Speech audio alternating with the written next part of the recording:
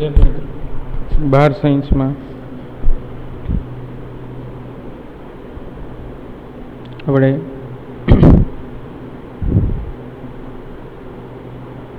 Complete થયા બાદ ઓહમના નિયમનું સદી સ્વરૂપ કમ્પ્લીટ થયા બાદ જોઈએ આગળ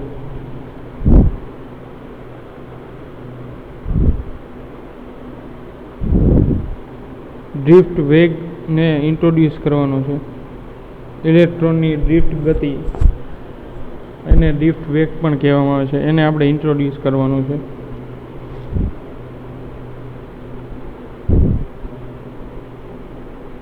એટલે તમે ડ્રિફ્ટ વેગ કહો કે ડ્રિફ્ટ ગતિ કહો, એ બંનેને આપણે ઇન્ટ્રોડ્યુસ કરવાના છે. બે સેમ વસ્તુ જ થશે.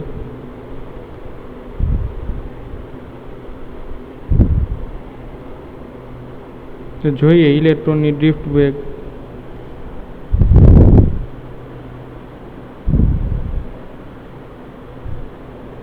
ઇલેક્ટ્રોનની ડ્રિફ્ટ ગતિ અને ડ્રિફ્ટ વેગ સમજાવો.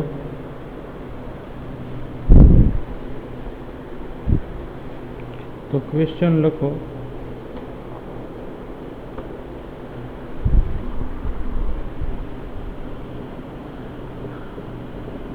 ઇલેક્ટ્રોનની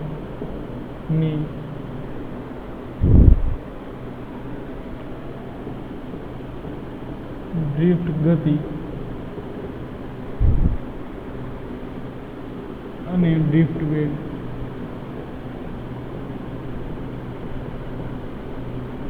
ઇલેક્ટ્રોનની ડ્રિફ્ટ ગતિ અને ડ્રિફ્ટ વેગ સમજાવો.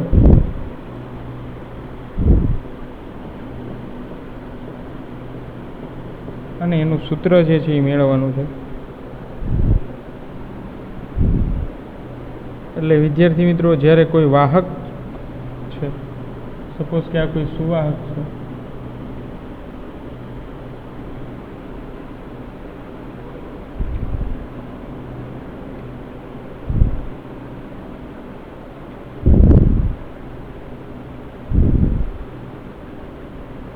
હવે એમાં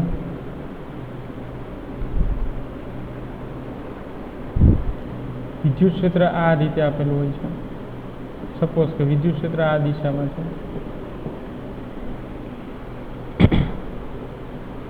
આ આડછેદનું ક્ષેત્રફળ છે, એ આડછેદનું ક્ષેત્રફળ છે. હવે આ કોઈ સુવાહકમાં મુક્ત ઇલેક્ટ્રોન સાથે અથડામણ થતી હોય છે. હવે આવી રીતે આ જ્યારે ઇલેક્ટ્રોન ટ્રાવેલ કરતા હોય છે, ઇલેક્ટ્રોન ગતિ કરતા હોય છે, ત્યારે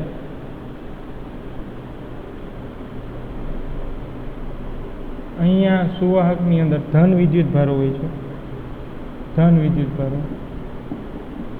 અને સુવાહકમાં મેં તમને વાત કરી એમ ફક્ત ઇલેક્ટ્રોન જ ગતિ કરે છે. અને આયનોની અંદર કેમિકલવાળી બેટરી હોય એમાં ધન અને ઋણ બંને વિદ્યુત ભારો ગતિ કરે છે.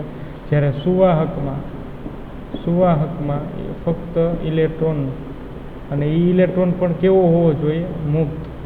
તો આ મુક્ત ઇલેક્ટ્રોન જ ગતિ કરે. જ્યારે ધન વિદ્યુત ભારો છે એ વજનમાં વધારે હોવાથી, ધન વિદ્યુત ભારો છે એ વજનમાં વધારે હોવાથી એના જગ્યાએ સ્થિર રહે છે.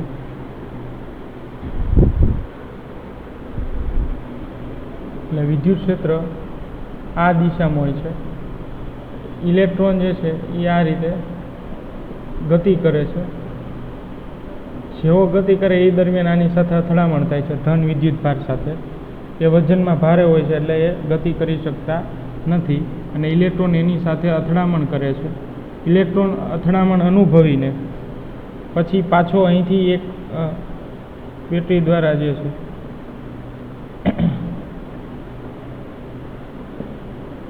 આવી રીતે વિદ્યુત ભાર છે એ ઋણ ધ્રુવથી ધન ધ્રુવ સુધી ગતિ કરે છે. બાકી બધા કેસમાં આપણે એવું લઈએ છીએ ધનથી ઋણ, પણ આમાં ખરેખર રેવાજીક રીતે સમજો તો ઇલેક્ટ્રોન છે એ ઋણ ધ્રુવથી ધન ધ્રુવ તરફ ગતિ કરે. તો અહીંથી એની પાસે સ્થિતિ ઉર્જા પૂરેપૂરી છે, સ્થિતિ ઉર્જા ખૂબ જ વધારે છે. તો સ્થિતિ ઉર્જા ખૂબ જ વધારે છે એટલે જેવું અથડામણ કરશે, અને અહીંથી આપણે એને બૂસ્ટે આપેલી છે, એની પાસે કાઇનેટિક એનર્જી પણ છે, તો પાછું જે છે એ થોડી એનર્જીથી ગતિ કરશે આ રીતે. પછી આ રીતે એમ કરીને જે છે પાછો ધન ધ્રુવ સુધી ઇલેક્ટ્રોન પહોંચે છે.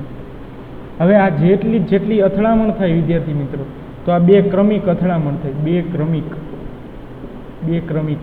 તો એ બે ક્રમિક અથડામણ વચ્ચે જે છે બે ક્રમિક અથડામણ થાય છે, આ બે ક્રમિક અથડામણ થાય.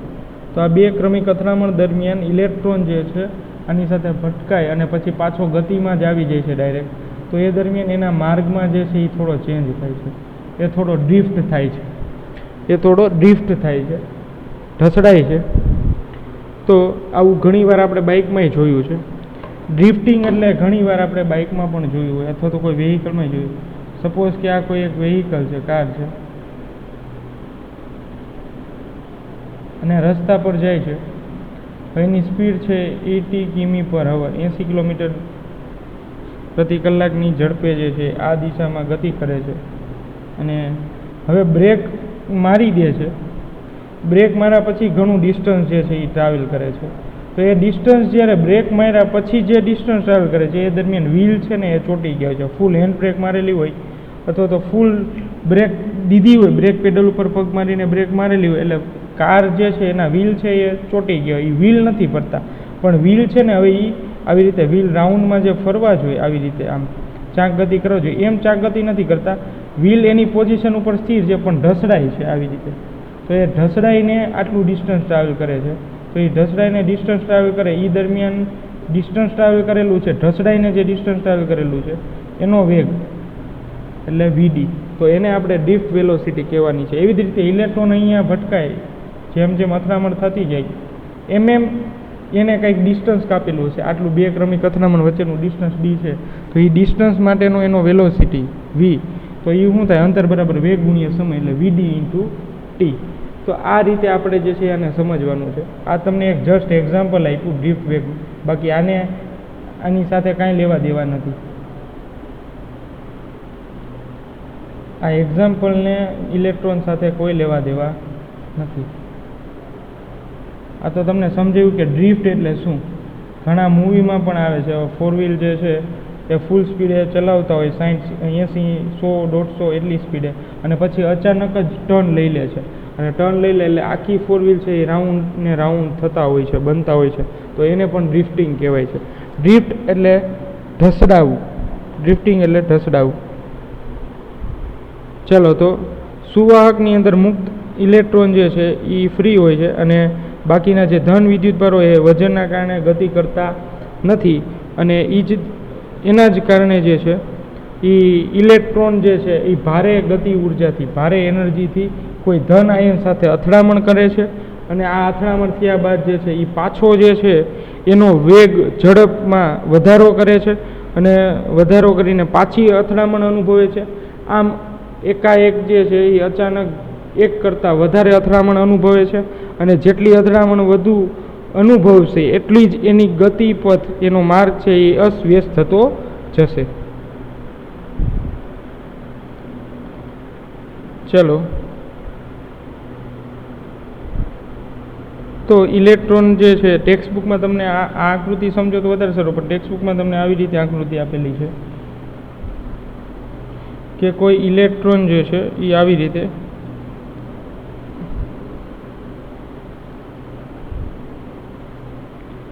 રીતે કોઈ બી માર્ક સુધી પહોંચે છે રેન્ડમલી આવી રીતે. તો આ ડોટેડ લાઇન હું દર્શાવું છું, ડોટેડ લાઇન, તો એ ઢસડાઈને ગતિ કરે છે, એટલે એકચ્યુઅલમાં એને અહીંયા પહોંચવું હોય છે, આ ડાર્ક લાઇન કરી ત્યાં, પણ એ ખરેખર અહીંયા પહોંચે છે. તો આ એનું સ્થાન છે. સ્ટાર્ટિંગ પોઈન્ટ સેમ છે એ પોઈન્ટ, પણ જેટલી અથડામણ અનુભવે એમ એની ગતિપથમાં ફેરફાર થાય છે. આ ગતિપથમાં થતો ફેરફાર,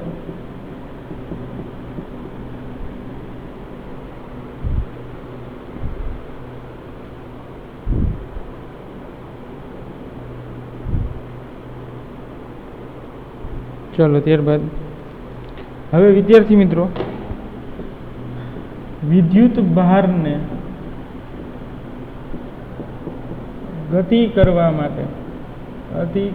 માટે લાગતું બળ. હવે વિદ્યુત ભાર પાસે આટલી એનર્જી ક્યાંથી આવી? ઇલેક્ટ્રોન પાસે. વિદ્યુત ભાર એટલે ઇલેક્ટ્રોન, એની પાસે એટલી એનર્જી ક્યાંથી આવી કે જે એ આટલી ગતિ અથડામણ થાય છતાં પણ ગતિ કરે છે. તો એ ગતિ ક્યાંથી આવી? તો એ બળ દ્વારા. અને એ બળ છે એ કયું બળ છે? તો કે વિદ્યુત બળ. વિદ્યુત બળ F બરાબર QE. F બરાબર QE આ વિદ્યુત બળ. ચલો, તો આ એની પાસે ગતિ છે એ વિદ્યુત બળ દ્વારા આવેલી છે. અને એક વસ્તુ જો અમે વિદ્યુત બળનું સમીકરણ લખેલું છે આ ચેપ્ટર નંબર 1માં તમે ભણી ગયા. ચેપ્ટર નંબર 1માં જો ન સમજાણું હોય તો ચેપ્ટર નંબર 1માં જોઈ લેજો. વિદ્યુત બળ અને વિદ્યુત ક્ષેત્રની તીવ્રતા વચ્ચેનો સંબંધ. તો એકમ વિદ્યુત ભાર દીઠ લાગતું બળ જેને વિદ્યુત ક્ષેત્રની તીવ્રતા કહેવામાં આવે છે. તો ડ્રિફ્ટ વેગમાં જો તો માઇનસ સાઇન છે એ મેં આપેલી છે. તો માઇનસ સાઇન શું સૂચવે છે? એ ઇલેક્ટ્રોનની જ સાઇન છે, ઋણ વિદ્યુતભારની. ચલો, ઋણ વિદ્યુતભારની સાઇન છે માઇનસ. અને તમને એ કીધેલું છે કે આ ચેપ્ટરમાં ક્યુની જગ્યાએ ઇલેક્ટ્રોન લેવાનું છે, એટલે નામ એનું ચેન્જ થઈ જશે. E minus E dot E. ચલો, આ રીતે સુધી F બરાબર E ડોટ E.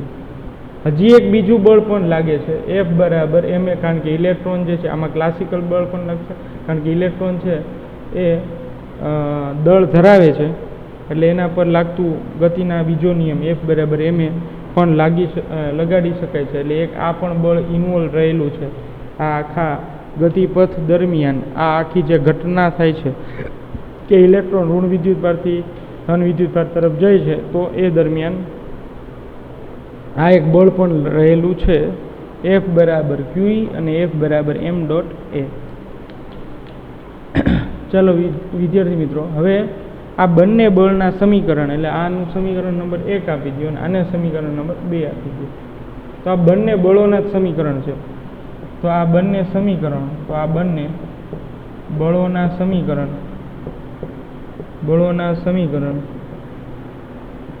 1 અને 2 ને સરખાવતા, સમીકરણ 1 અને 2 ને સરખાવો તો શું આવશે? ma equal to minus E dot E. આવી રીતે. તો પ્રવેગ તમને મળશે, પણ એ પ્રવેગ ઇલેક્ટ્રોનનો છે, એટલે acceleration of electron equal to minus E dot E upon me mass of electron. તો આ વિદ્યાર્થી મિત્રો પ્રવેગ મેળવો. આ જે છે એ ગતિ કરતા ઋણ વિદ્યુતભાર એટલે ઇલેક્ટ્રોનનો પ્રવેગ. તો આ ઋણ વિદ્યુતભારનો પ્રવેગ કેટલો મળે? Minus E dot E upon me. Minus E dot E upon me આ પ્રવેગ મળે છે. ચલો, ત્યારબાદ હવે થોડું આગળ લઈએ. આમાં પછી આકૃતિ છે એ દોરી દઉં તમને ક્લિયર થાય. ક્ષેત્રફળ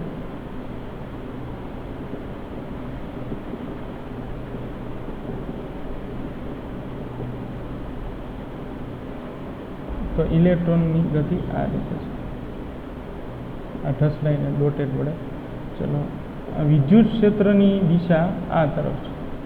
ચલો, તો પ્રવેગનું સમીકરણ મળી ગયું એ equal to E dot E upon mass of electron.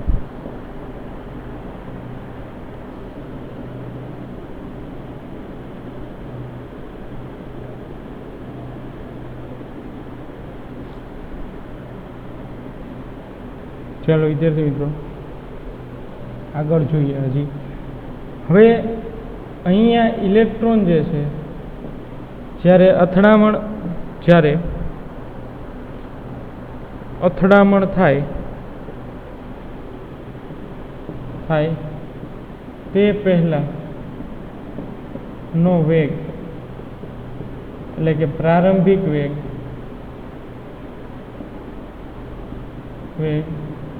શૂન્ય હોય છે.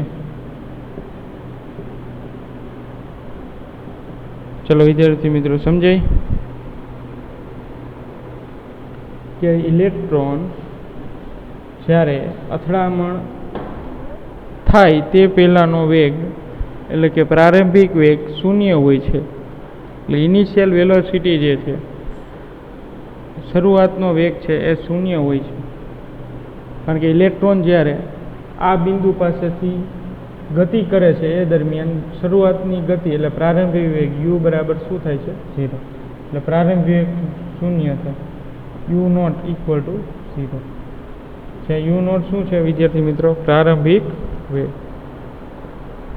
પ્રારંભિક વેગ. ચલો વિદ્યાર્થી મિત્રો, હવે આપણે થોડો 11મા ધોરણનો અભ્યાસ કરવાનો છે. ધોરણ 11 સાયન્સ. તો અહીં લખવાનું સ્ટાન્ડર્ડ 11th સાયન્સ. એની અંદર ચેપ્ટર નંબર 3. એની અંદર ચેપ્ટર નંબર 3 અને એની અંદર ચેપ્ટર નંબર 3 આ એટલા માટે લખાવું છું વિદ્યાર્થી મિત્રો, ભૂલી ગયા છો, જાજો સમય થઈ ગયો છે, વચ્ચે લોકડાઉન આવી ગયું છે એટલે તમે ભૂલી ગયા હશો. તો થોડું બેઝિક કન્સેપ્ટ આવે છે તો હું તમને એ કન્સેપ્ટ કરાવી દઉં. 11th સાયન્સની અંદર ચેપ્ટર નંબર 3માં આવતું અચળ પ્રવેગી ગતિ. અચળ પ્રવેગી ગતિના સમીકરણ. અચળ પ્રવેગી ગતિના સમીકરણ. તો અચળ પ્રવેગી ગતિના સમીકરણ જે છે જોઈએ તો એક સમીકરણ આ છે v = u + at. v = u + at. હવે અહીંયા u જે છે એના બરાબર લઈ લ્યો 0. પ્રારંભિક વેગ બરાબર શું લઈ લ્યો? 0. તો v = શું લખી શકાય? at લખી શકાય વિદ્યાર્થી મિત્રો.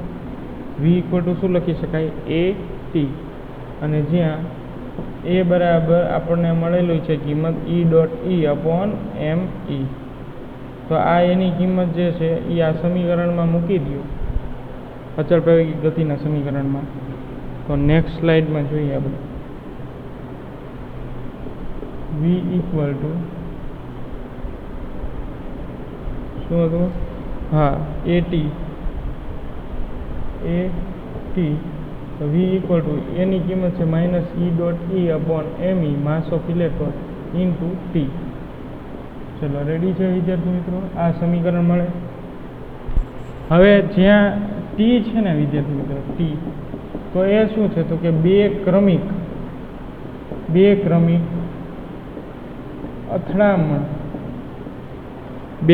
અથડામણ વચ્ચેનો સમયગાળો દર્શાવે છે. ચલો, જ્યાં t છે એ બે ક્રમિક અથડામણ વચ્ચેનો સમયગાળો છે, તો એ ટાઈમ પીરિયડ છે. તો એ ટાઈમ પીરિયડને આપણે ટો વડે દર્શાવશું. ટાવ અથવા તો ટો એવું બંને શબ્દ વાપરી શકાય છે. હવે ટાવ જે છે એ શું છે? એને ઇંગ્લિશમાં શું કહેવાય? તો કે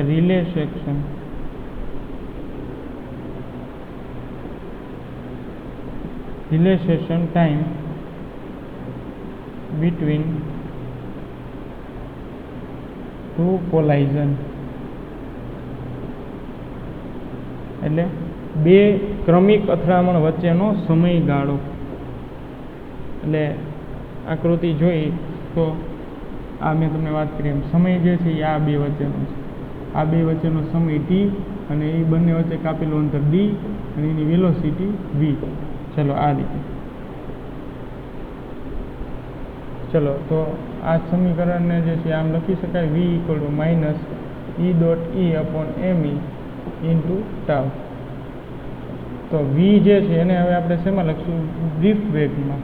તો એ જ તમારો ડ્રિફ્ટ વેગ થયો. તો vd = આ જ સમીકરણ -E.E/ mass of electron into tau.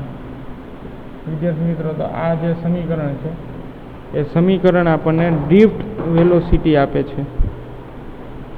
Drift વેલોસિટીનું સમીકરણ આપે છે.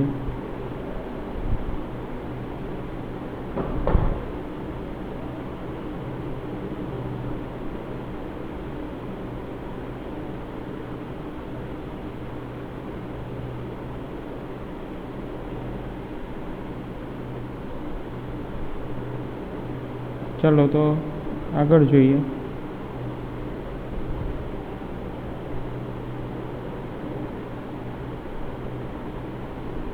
તો વિદ્યાર્થી મિત્રો આ સમીકરણ મળેલું છે તમને. હવે આના પર MCQ પૂછાય છે, તો MCQની હમણાં ચર્ચા કરી કે કેવા MCQ પૂછાય છે અને તમને પ્રેક્ટિસમાં આપવું એક બે. પણ એ પહેલાં એક તમને સંબંધની વાત કરી કે જો માસ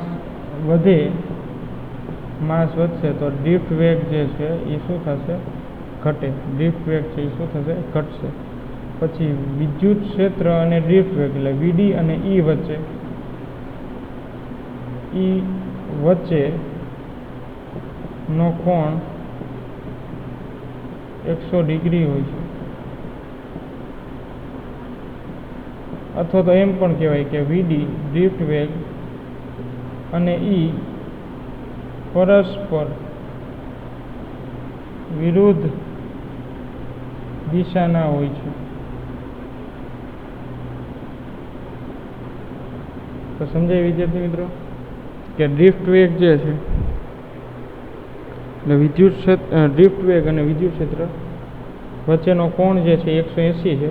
એટલે બંને પરસ્પર વિરુદ્ધ દિશામાં ગતિ કરતા હોય છે. ચલો સમજાય વિદ્યાર્થી મિત્રો?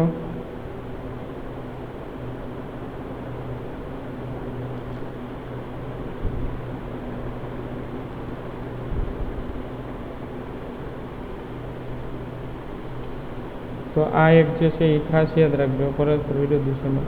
હવે તમને હું MCQ માટે નહીં આપું. સપોઝ કે માસ ઓફ ઇલેક્ટ્રોન તમને આપી દીધો છે 9.1 × 10⁻31 કિલોગ્રામ અને રિલેક્સેશન ટાઈમ જે છે એ 0.025 સેકન્ડ છે.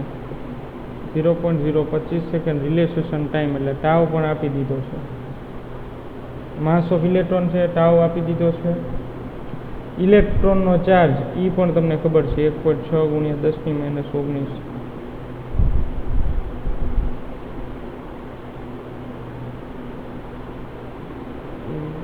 ચાલો ઇલેક્ટ્રોનની વેલ્યુ પણ આપી દીધી છે.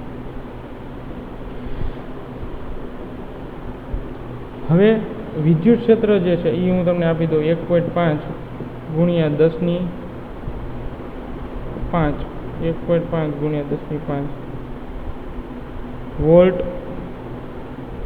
પર મીટર. આટલું વિદ્યુત ક્ષેત્ર આપી દીધું છે. 10⁻5 1.5 × 10⁻5 આટલું વિદ્યુત ક્ષેત્ર આપી દીધું. તો ઇલેક્ટ્રોનનો ડ્રિફ્ટ વેગ કેટલો થાય એ મેળવો. ચલો તો આ MCQ છે એ તમારે ગણવાનો છે પ્રેક્ટિસ માટે, આ હોમવર્ક માટે. બાકી બીજા પણ હજી લખાવું છું તમને, પણ આટલું જે છે એ નોંધી લો, ઝડપથી જોઈ લો.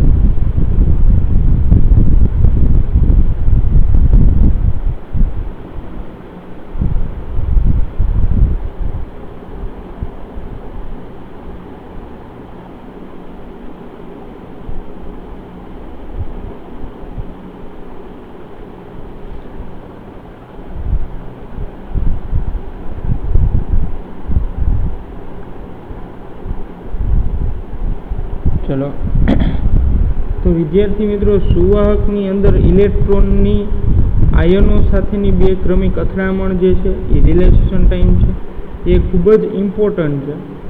રિલેક્સેશન ટાઈમ આ ડ્રિફ્ટ વેગ છે એ કોના ઉપર આધાર રાખે? તો કે દળ, વિદ્યુત ક્ષેત્ર અને રિલેક્સેશન ટાઈમ.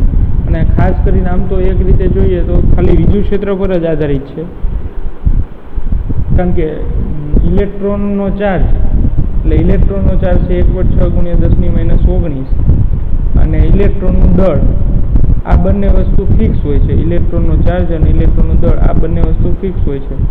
અને જ્યારે રિલેક્સેશન ટાઈમ જે છે એ રિલેક્સેશન ટાઈમ અને વિદ્યુત ક્ષેત્ર, તો આ બે જ વસ્તુ જે છે એ બદલાતી હોય છે. આ બે જ વસ્તુ, વિદ્યુત ક્ષેત્ર આ અચળ હોય છે, આ અચળ હોય છે, એ બે યાદ રાખવાની જરૂર નથી. તો આટલું બદલાય છે, રિલેક્સેશન ટાઈમ અને વિદ્યુત ક્ષેત્ર. તો કોઈ પણ દાખલામાં આ બે વસ્તુ તો તમને જે મેં કેન્સલ કર્યું છે એ તમારે યાદ રાખવાની જરૂર નથી, એ ફિક્સ જ હોય છે. ઇલેક્ટ્રોન માટે 1.6 × 10⁻19 ચાર્જ હોય છે અને ઇલેક્ટ્રોનનું દળ જે છે એ 9.1 × 10⁻31 હોય છે.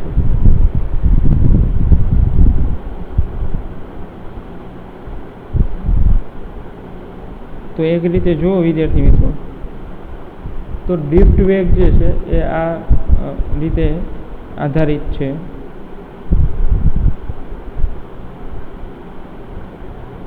હજી તમને એકાદો પ્રેક્ટિસમાં આપું.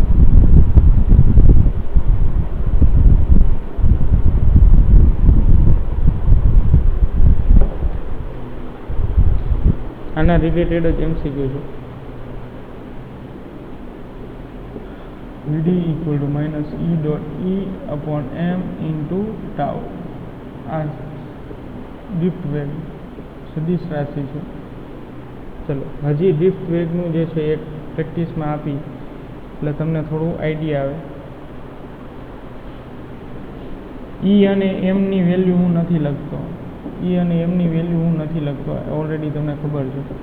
રિલેશેશન ટાઈમ જે છે એ ફાઇન કરવાનો છે અને Vd હું તમને આપી દઉં છું 5.3 × 10⁻7 મીટર/સેકન્ડ. આ ડ્રિફ્ટ વેગ છે. તો રિલેશેશન ટાઈમ જે છે એ ફાઇન કરવાનો છે. રિલેશેશન ટાઈમ ફાઇન કરવાનો છે અને વિદ્યુત ક્ષેત્ર છે એ હું તમને આપી દઉં છું 1.8 × 10⁻⁴ વોલ્ટ/મીટર ઇન્વર્સ. વોટ/મીટર એટલે વોલ્ટ/મીટર ઇન્વર્સ જ થશે.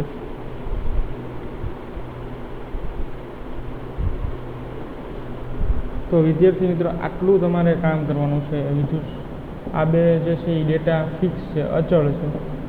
તો આટલી વસ્તુ બદલાય છે, 3 વસ્તુ બદલાય છે. એમાં એક અનનોન છે, અજ્ઞાત છે. તો આ જ રીતના MCQ જે છે એ વિદ્યાર્થી મિત્રો બોર્ડ માટે પૂછાય છે. પછી અધર્સ એક્ઝામ, કોમ્પિટિટિવ એક્ઝામમાં પણ જે છે એ પૂછાય છે. આવા MCQ જે છે ખાસ કરી લેજો ડ્રિફ્ટ વેગને રિલેટેડ.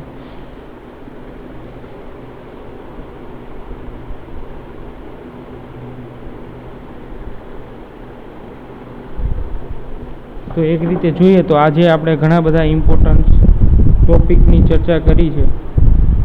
એને સાથે સાથે એના ન્યુમેરિકલ કેવા MCQ પૂછાય છે એની પણ ચર્ચા કરી છે.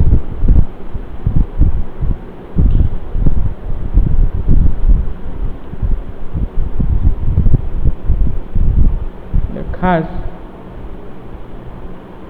વિદ્યાર્થી મિત્રો એક બીજી વસ્તુ તમને મારે કન્સેપ્ટ આમાં એક જ બાકી છે જે આપણા ગુજરાત બોર્ડમાં નથી પણ જે લોકો નીટ JEE તૈયારી કરતા એના માટે છે.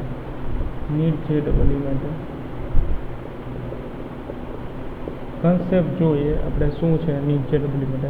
હવે આ ઇલેક્ટ્રોન જે છે અહીંયા આ પોઈન્ટ માટે આ પોઈન્ટ આ A પોઈન્ટ કહી દઈએ અને આ B પોઈન્ટ કહી દઈએ, A થી B સુધી. એટલે ઇલેક્ટ્રોન જ્યારે A થી B તરફ ગતિ કરે, એટલે ઇલેક્ટ્રોન જ્યારે A થી B તરફ ગતિ કરે ત્યારે એની પોટેન્શિયલ એનર્જી કેવી હોય? તો કે પોટેન્શિયલ એનર્જી A થી B તરફ જતો એ દરમિયાન મેક્સિમમ હોય છે. અને દરેક અથડામણ દરમિયાન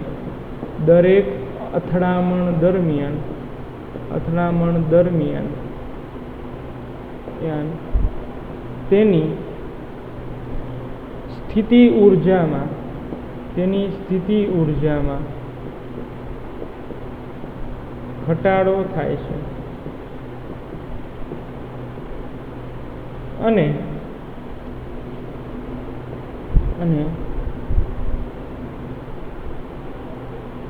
એક સમયે સ્થિતિ ઊર્જામાં ઘટાડો થાય છે, એક સમયે ગતિ ઊર્જા મહત્તમ બને છે.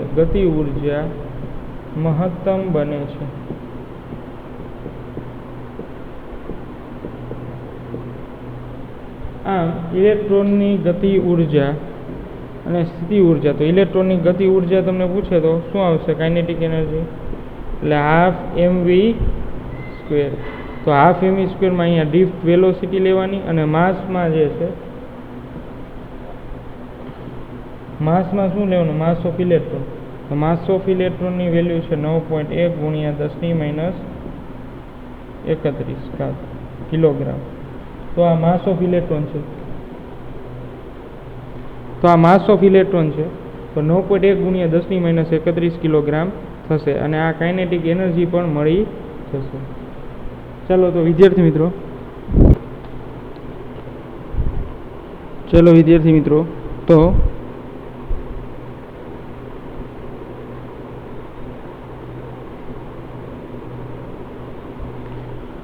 આમાં કાઇનેટિક એનર્જી પણ મળી શકે. જો તમને આ ટાઈપનો MCQ પૂછ્યો હોય કે ડ્રિફ્ટ વેગ ધરાવતા ઇલેક્ટ્રોનની કાઇનેટિક એનર્જી કેટલી થશે, તો કાઇનેટિક એનર્જી પણ મળી જશે વિદ્યાર્થી મિત્રો આ સમીકરણ પરથી. તો કાઇનેટિક એનર્જી જે છે એ અહીંયા વ્યવસ્થિત લખી દઉં છું. કાઇનેટિક એનર્જીનું સૂત્ર છે 12mv². અહીંયા ડ્રિફ્ટ વેગ છે, માસ ઓફ ઇલેક્ટ્રોનની વેલ્યુ તમારે લખવાની છે, એ અચળાંક છે. તો તમને જો ખાલી ડ્રિફ્ટ વેગ આપી દીધો હોય તો કાઇનેટિક એનર્જી મળી જાય. અથવા તો તમને એવું પણ પૂછે કે આટલી ગતિ ઉર્જા ધરાવતો ઇલેક્ટ્રોન એક વાહક તારમાંથી પસાર થાય છે, તો એ વાહક તારમાંથી જ્યારે સુવાહકમાંથી ઇલેક્ટ્રોન પસાર થતો હોય તો એ ઇલેક્ટ્રોનની ડ્રિફ્ટ ઝડપ એટલે કે ડ્રિફ્ટ વેગ કેટલો થાય છે, તો એ ડ્રિફ્ટ વેગ તમારે આ રીતે ફાઇન્ડ કરવાનો છે. Vd² કે કાઇનેટિક એનર્જી બરાબર 12mv² પરથી ડ્રિફ્ટ વેગ તમને મળી જાય. ચલો સમજાય છે વિદ્યાર્થી મિત્રો? આ રીતે ડ્રિફ્ટ વેગ તમે મેળવી શકો છો.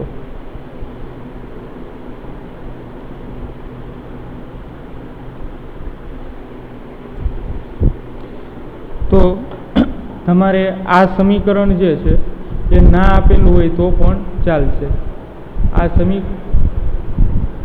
આ સમીકરણ છે એ તમને ના આપેલું હોય તો પણ ચાલશે. જો તમને કાઇનેટિક એનર્જી એટલે કે ગતિ ઉર્જા તમને આપી દીધી હોય રકમમાં, તમને આપી દીધી હોય તો એની કોઈ રિક્વાયરમેન્ટ છે નહીં. તો આની કંઈ રિક્વાયરમેન્ટ નથી આ સૂત્રની, એટલે મૂંઝાવું નહીં. આ ડ્રિફ્ટ વેગ માટેનું આ એક સૂત્ર નથી, આ પણ સૂત્ર દ્વારા તમે મેળવી શકો છો. ચલો સમજાય વિદ્યાર્થી મિત્રો? અથવા તો તમને પ્રવેગ પણ આપી દીધું હોય તો આ પ્રવેગ જ છે, A બરાબર E.E/m. જો તમને પ્રવેગ આપી દીધો હોય તો Vd બરાબર ડ્રિફ્ટ વેગ બરાબર આવું તમે લખી શકો, પ્રવેગના છેદમાં પ્રવેગ into time, acceleration into time. આ પણ તમે સમીકરણના ઉપયોગથી ડ્રિફ્ટ વેગ મેળવી શકો છો. તો વિદ્યાર્થી મિત્રો આટલી બધી ચર્ચા આપણે કરી ડ્રિફ્ટ વેગ માટેની. તો આટલી રીતે તમે ડ્રિફ્ટ વેગ મેળવી શકો છો. ખૂબ જ અગત્યનો ટોપિક છે, ઘણીવાર પૂછાઈ ગયો છે.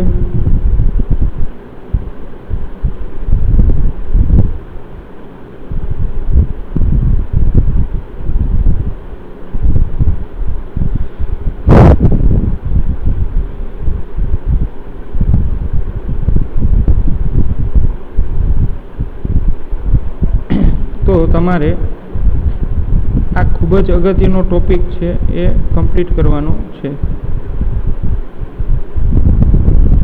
તો થઈ જવો જોઈએ. અને આના રિલેટેડ MCQ પણ ખાસ કરી લેવાના છે વિદ્યાર્થી મિત્રો. MCQ પર ખાસ ધ્યાન રાખજો વિદ્યાર્થી મિત્રો.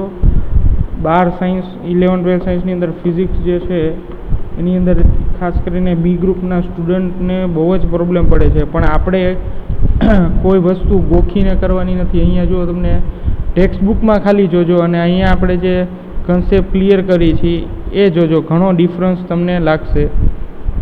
એટલે ખાસ કરીને તમે આટલું એક કમ્પ્લીટ કરજો સ્ટુડન્ટ. ખાસ તમારે કોઈ પ્રોબ્લેમ ના રહે, અત્યારથી કન્સેપ્ટ ક્લિયર કરજો. ના સમજાય તો એ પૂછી લેજો, તમને એ પણ ઓપ્શન આપેલા છે. પણ એક પણ કન્સેપ્ટ ગોખવાના કે પાકા કરવાના એવું નથી. ચાલો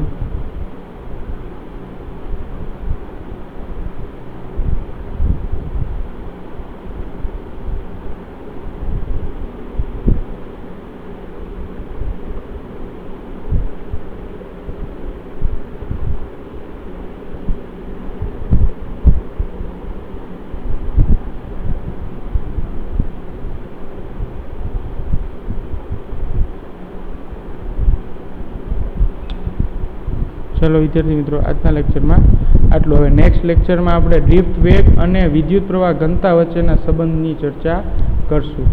આ તમને એટલે પીપીટીમાંથી કરાવું છું કે જે ઓલામાં મેથેમેટિકલ સ્ટેપને એ થોડું ના સમજાય, ખાલી વાંચવા જેવું થાય, એટલે હું પીડીએફ યુઝ નથી કરતો, પણ પીડીએફ તમને સેન્ડ કરી દઈશ 3rd ચેપ્ટરની. ચાલો, તો આવતા નેક્સ્ટ લેક્ચરમાં આપણે જોશું ડ્રિફ્ટ વેગ અને વિદ્યુત પ્રવાહ ઘનતા વચ્ચેનો સંબંધ.